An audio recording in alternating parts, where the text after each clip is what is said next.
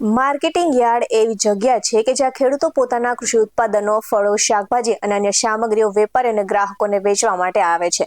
ત્યારે યાર્ડમાં ખેડૂતોને તેમના ઉત્પાદનો માટે યોગ્ય ભાવ મેળવવામાં પણ મદદ કરે છે અને બજારમાં પુરવઠા અને માંગ અનુસાર ભાવ નક્કી કરવામાં સહાય કરે છે. તો બજાર ભાવની જાણકારી ખેડૂત અને વેપારીઓ માટે મહત્વપૂર્ણ હોય છે, કારણ કે તે વેચાણના યોગ્ય સમય અને યોગ્ય કિંમત પસંદ કરવામાં મદદ કરે છે. ત્યારે ખેડૂતોને રાજકોટ માર્કેટિંગ યાર્ડમાં શું ભાવ મળી રહ્યા છે અને કેટલી આવક નોંધાઈ રહી છે, ચાલો જાણીએ. નમસ્કાર દર્શક મિત્રો, BS9 TV ન્યૂઝમાં આપની સાથે હું છું નેહા પટેલ.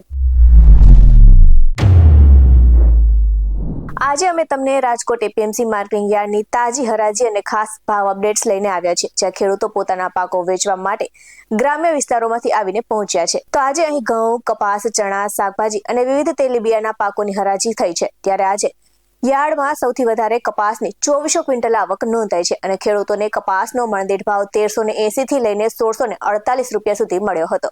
તો યાર્ડમાં ટુકડા ઘઉંની પણ આવક જોવા મળી હતી અને ટુકડા ઘઉંના ભાવની જો વાત કરવામાં આવે તો ટુકડા ઘઉંના ભાવ 513 થી લઈને 585 રૂપિયા બોલાયા હતા. તો આ સાથે જ સફેદ ચણાની પણ આવક જોવા મળી હતી, એટલે કે સફેદ ચણાની 520 ક્વિન્ટલ આવક સાથે ખેડૂતોને સફેદ ચણાનો ભાવ 1020 થી લઈને 1950 રૂપિયા સુધી મળ્યો હતો. તો યાર્ડમાં સોયાબીનની 800 ક્વિન્ટલ આવક નોંધાઈ હતી. સોયાબીનના ભાવની વાત કરવામાં આવે તો સોયાબીનના ભાવ 980 થી લઈને 1034 રૂપિયા સુધી બોલાયા હતા. તો હવે વાત કરીએ અડદ, મગ, રાજમા, તુવેર સહિતની આવક અને તેમના ભાવની. તો યાર્ડમાં મગની આવક સાથે ખેડૂતોને મગનો મણદીઠ ભાવ 1070 થી લઈને 1900 રૂપિયા સુધી મળ્યો હતો. તો આ સાથે જ અડદની પણ આવક જોવા મળી હતી અને અડદના ભાવની વાત કરવામાં આવે તો અડદના ભાવ 990 થી લઈને 1530 બોલાયા હતા. તો આ સાથે જ તુવેરની ઢગલાબંધ આવક જોવા મળી હતી અને તુવેરના મણદીઠ ભાવની વાત કરવામાં આવે તો તુવેરના મણદીઠ ભાવ 980 થી લઈને 1607 રૂપિયા સુધી બોલાયા હતા.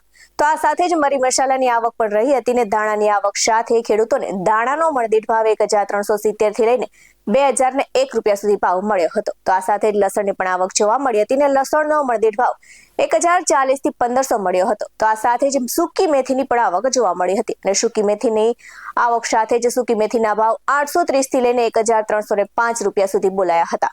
તો વાત કરીએ વરિયાળીની આવક અને વરિયાળીના ભાવની. તો વરિયાળીની આવક સાથે જ વરિયાળીનો ભાવ 1161 થી લઈને 1657 રૂપિયા સુધી બોલાયો હતો. તો આ સાથે જ માર્કેટિંગ યાર્ડમાં લીલાછમ કોબી, રીંગણ, મરચા, મૂળા સહિતના કંદમૂળ તેમજ વેલા પર થતા શાકભાજી અને પાંદડાયુક્ત શાકભાજીની આવક પૂર બહારમાં જોવા મળી હતી. તો આખું યાર્ડ લીલા રંગથી છવાઈ ગયું હતું અને યાર્ડમાં કોબીની આવક સાથે કોબીનો ભાવ 64 રૂપિયાથી લઈને 102 રૂપિયા મળ્યો હતો. તો આ સાથે જ મરચાની પણ આવક જોવા મળી હતી અને મરચાનો ભાવ 378 થી લઈને 538 રૂપિયા સુધી બોલાયો હતો. તો મૂળાની આવક સાથે મૂળાનો ભાવ 218 થી લઈને 429 રહ્યો હતો. તો લીંબુની પણ આવક જોવા મળી હતી અને લીંબુના ભાવની વાત કરવામાં આવે તો લીંબુના ભાવ 218 થી લઈને 467 રૂપિયા સુધી ભાવ મળ્યો હતો.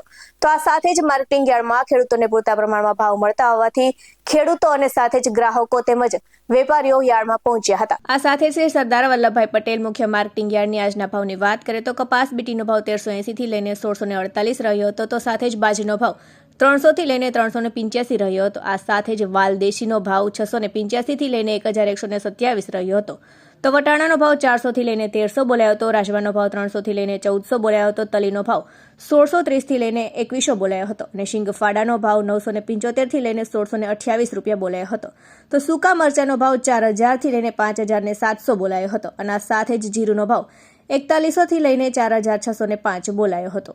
આ સાથે જ શ્રી પોપટભાઈ સોરઠિયા સબ માર્કેટિંગ યાર્ડની શાકભાજીના ભાવની વાત કરીએ તો પપૈયાનો ભાવ 80 થી લઈને 140 રહ્યો હતો. સૂકી ડુંગળીનો ભાવ 105 થી લઈને 290 બોલાયો હતો.